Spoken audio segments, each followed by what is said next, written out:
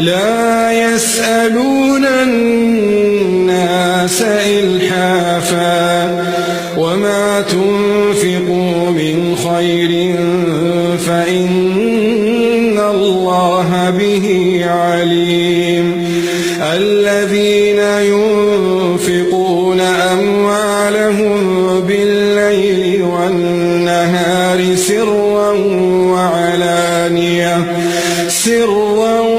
وعلانية فلهم أجرهم عند ربهم ولا خوف عليهم ولا هم يحزنون.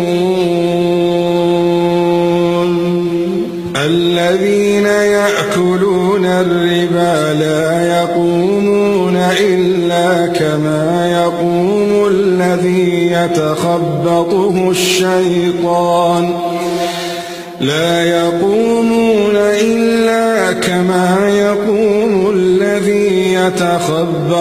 الشيطان من المس، ذلك بأنهم قالوا إنما البيع مثل الربا وأحل الله البيع وحرم الربا، فمن جاءه موعظة من ربه فانتهى فله ما سلف وأمره إلى الله، ومن عاد فأولئك أصحاب النار هم فيها خالدون.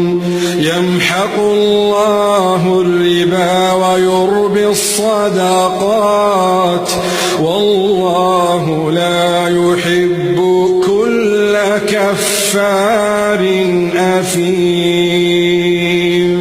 اللهم يا رب من نشر هذا المقطع اجعل له من كل هم فرجا ومن كل ضيق مخرجا، وارزقه من حيث لا يحتسب، واجعله شريكا لنا في الأجر يا رب.